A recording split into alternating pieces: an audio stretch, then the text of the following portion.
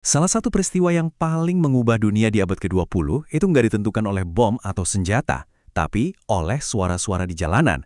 Ini adalah kisah tentang bagaimana Iran, sebuah kerajaan yang usianya ribuan tahun, bisa runtuh dalam sekejap dan terlahir kembali jadi sesuatu yang sama sekali berbeda. Biar kebayang seberapa besar perubahannya, coba kita bandingkan deh. Di satu sisi ada Iran tahun 70-an, sebuah monarki, teman baiknya negara-negara barat yang lagi gencar-gencarnya modernisasi.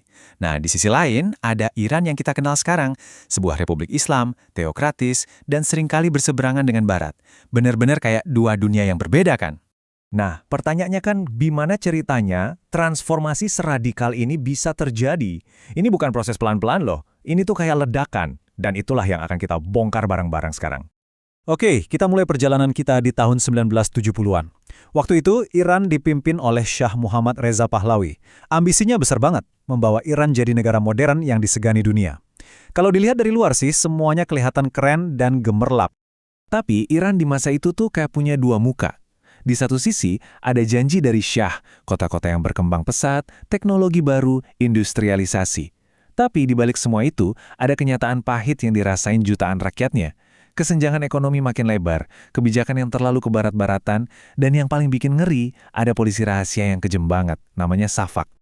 Intinya tuh begini, ini bukan cuma soal duit atau ekonomi, ini lebih dalam dari itu, menyangkut jiwa bangsa. Banyak orang ngerasa identitas Islam mereka mulai hilang, sementara rasa takut ada di mana-mana. Nah, di tengah keheningan yang dipaksakan inilah, diam-diam api perlawanan mulai muncul.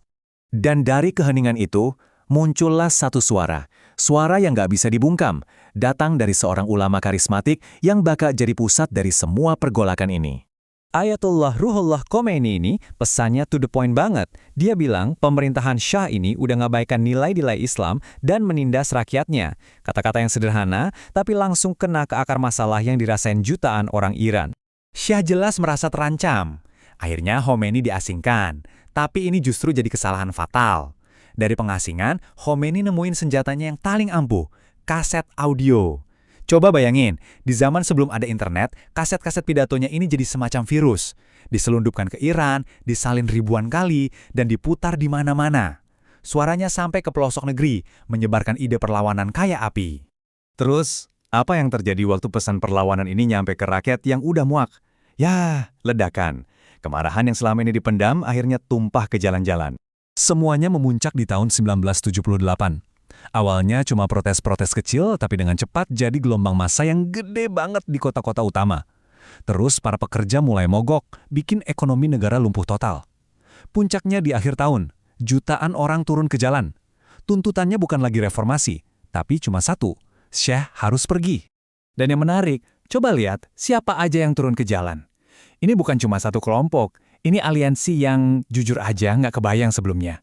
Mahasiswa yang modern jalan bareng ulama yang konservatif. Buruh pabrik bersatu sama pedagang pasar. Semua lapisan masyarakat Iran bersatu buat satu tujuan. Tekanan massa ini udah nggak bisa dibendung lagi. Sebuah kerajaan yang udah berdiri selama 2.500 tahun, sekarang ada di ujung tanduk. Momen puncaknya datang di bulan Januari tahun 1979. Akhirnya, karena nggak tahan lagi sama demo yang nggak berhenti-henti, Shah Muhammad Reza Pahlavi naik pesawat dan meninggalkan Iran untuk selamanya. Tahta yang kosong itu jadi simbol akhir sebuah zaman. Tapi, perginya Shah itu bukan akhir dari cerita. Malah ini adalah awal dari babak yang baru. Cuma 2 minggu kemudian, di bulan Februari, ada pesawat lain yang mendarat. Kali ini, yang turun adalah Ayatullah Khomeini. Orang yang suaranya menggerakkan revolusi dari jauh, sekarang pulang dan disambut kayak pahlawan oleh lautan manusia di Teheran. Oke, rajanya udah pergi, monarki udah runtuh. Tapi, tantangan yang sebenarnya baru aja dimulai. Gimana caranya membangun negara baru dari puing-puing rejim lama? Dan yang mereka bangun itu sesuatu yang benar-benar baru. Sebuah republik Islam. Ini bukan kerajaan, bukan juga demokrasi kayak di barat. Ini sistem di mana hukum Islam jadi dasar negara dan dipimpin oleh seorang pemimpin spiritual tertinggi. Sebuah eksperimen politik yang luar biasa. Dan perlu dicatat ya, sistem baru ini nggak dipaksakan begitu aja. Lewat sebuah referendum, sebagian besar rakyat Iran memilih ya, yang artinya mereka setuju untuk membentuk Republik Islam. Terus kenapa kita harus peduli sama cerita ini sekarang?